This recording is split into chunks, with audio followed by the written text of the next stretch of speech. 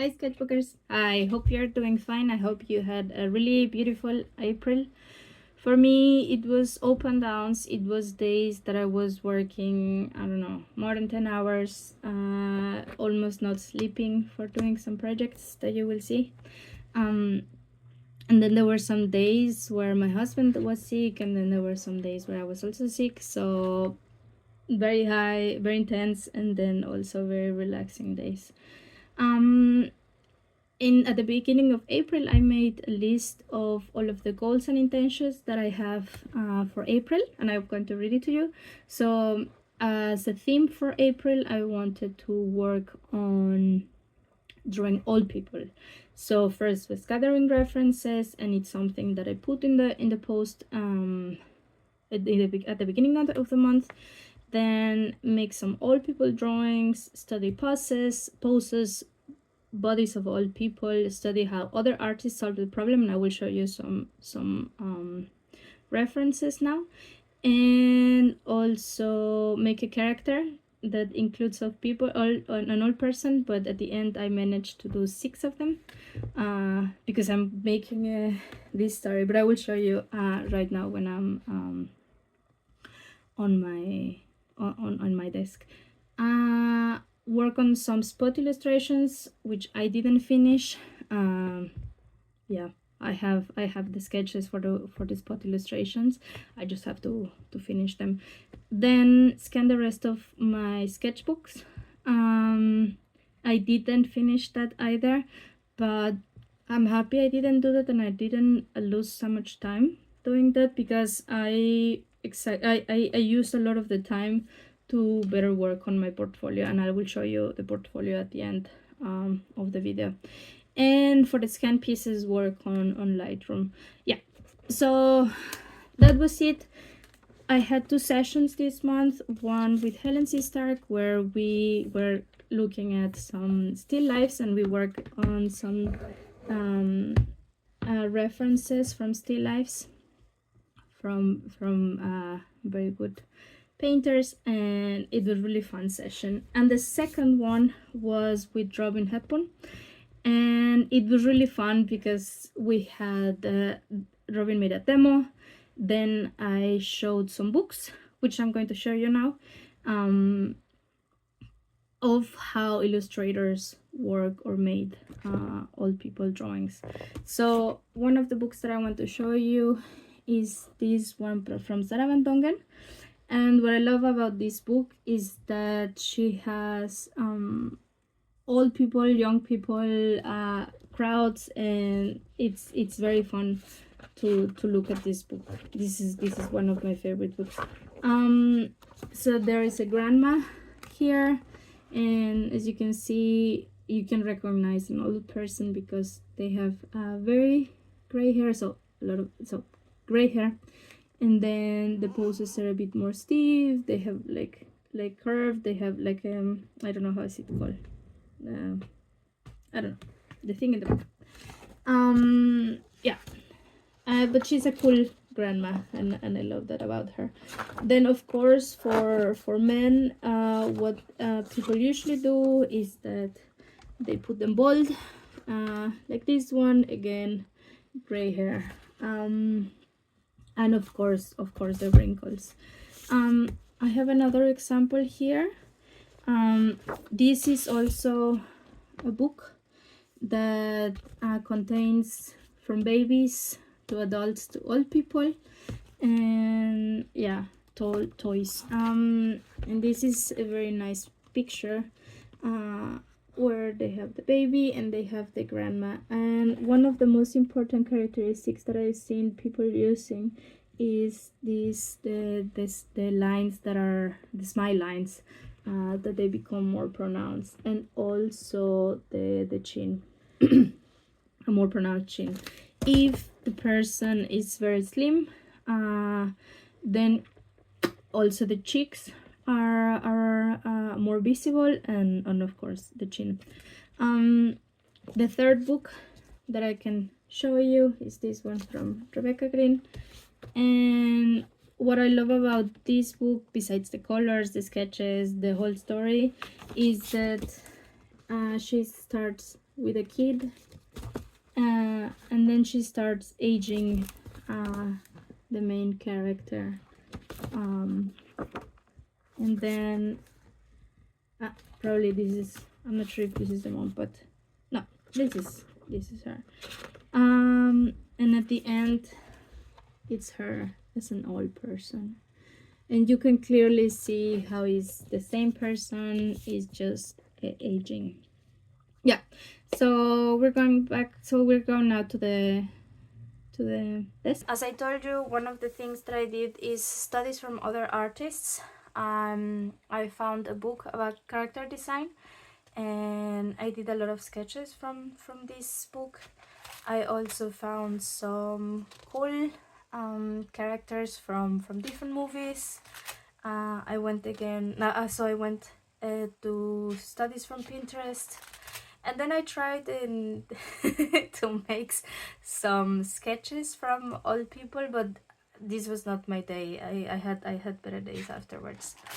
In this character design book, I will put you in a link of it.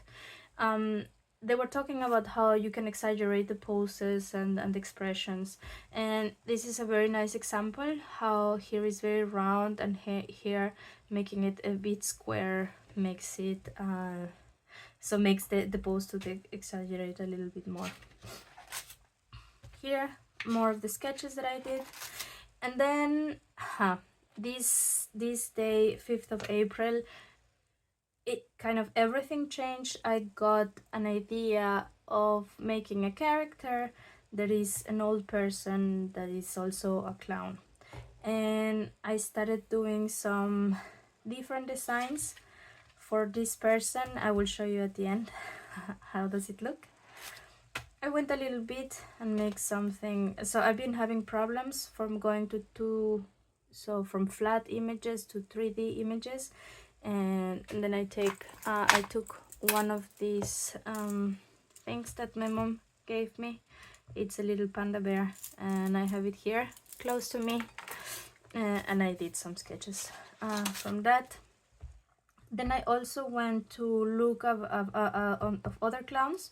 This is a clown that appeared in the old Dumbo movie. I think it's 1941, and I really like how it's moving. And it's just I think it's just one scene, and how he just calls people, then he leaves. Yeah, this I will show you later, but I also did some sketches for the session with Helen C. Stark, and it was really fun. But that's everything I have in this book.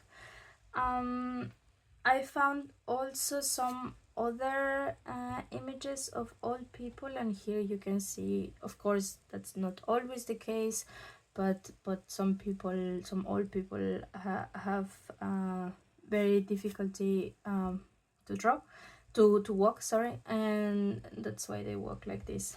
I remember there was also a dance in Mexico that is called the dance of the old people, and is young people actually with masks of old guys, and they dance like if they were old. So it's really fun.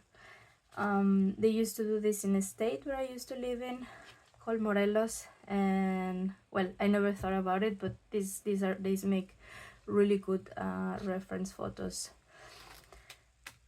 Then I went a bit back to the idea of making characters for a circus, and that's something that I want to make into a book. And this is one of the characters that I'm developing, and yes, this says a bad word, so I tried to change it so it's not a bad word, but it doesn't come out so well. Yeah, then mid of the month, so this no AI movement started again, and how to make this starter package for some persons, and I thought, what if I make the starter package for this person here, and this is what I'm going to show you now. Sorry. So here is, I shared it on my Substack, but maybe if you didn't see it. So I call her Andrea. Her trick is doing hula hoops, and she has a little cat, and the cat is named Lola.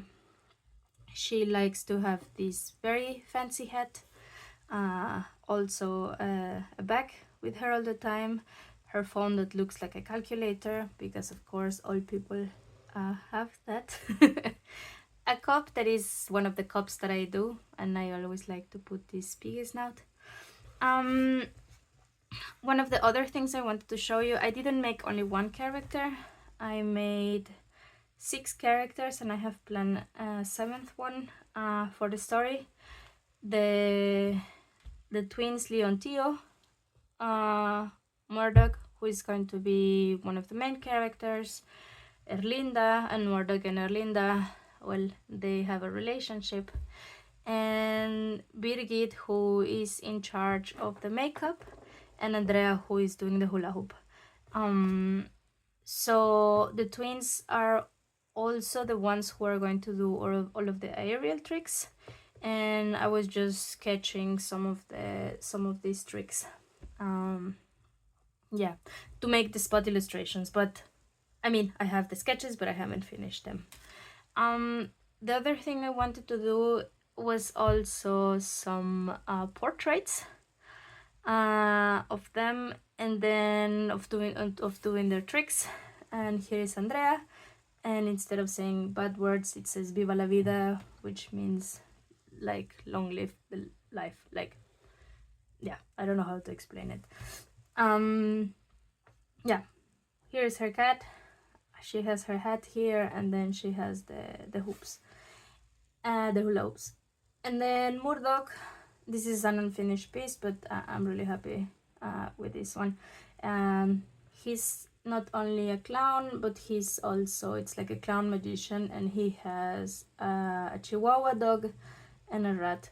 And while I was doing this, I realized that I could use some of these characters, and I actually started making my portfolio, and this is the cover or of my portfolio. So Murdoch is here with both the Chihuahua and the rat. The cat, I changed the color because to make them stand out. And then here is one of the twins that is hanging on the O from the portfolio. So I will say this is a really good month.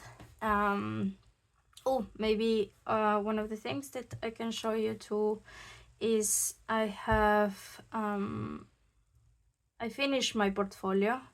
I mean, at least this is one of the stages. I wanted to do a PDF portfolio to send it to agencies, and I can show you a little bit. This comes from this story that I made for Folktale Week from 2024. It's my own story. I did some storyboarding here, some sketches of the character, which is also called Lola, because I repeat a lot of the names. Yeah, and she's hanging here looking at locksmith, and then the locksmith doesn't like her, and then she goes into the underworld or into another world, and she finds in the other world it's a world of monsters, and this is her, very small compared to the other monsters. And in this scene, everyone is surprised that she's talking to this big guy, which is called Rollo. Yeah, this is a story that I haven't finished, but I'm really proud of it. I really love it. The other one you might know is this sci-fi book cover, the Magic Pot. I wanted to also put some of the sketches that I had. So the idea behind this cover, it was just a prompt that said make the Magic Pot the story, and reinvent it and make a book cover that has like a sci-fi twist. And then I started these sketches. I made some color palettes of this magical pot that I wanted to do, and at some point everything changed to make it sci-fi actually, and then I made a robot, and from this this was the result of it. I was really happy about it, and I love how I can switch from doing digital so from doing a traditional art and then redefining everything with digital tools, which was the case for this one too. Lost and Found is a story that I made in 2023, and it's about the mom that gets angry at his kids, and then the kids get lost in the sea, and she makes some friends along the way that help her release the kids that are in that were taken by an evil witch. This is a piece that I also love a lot, and I try to show it every time. And finally, the sketchbook, some sketchbook pages. This was a character that I did for a course, and I needed to make some poses, and I like to make the collage for that one. This it's an image that I painted with soft pastels.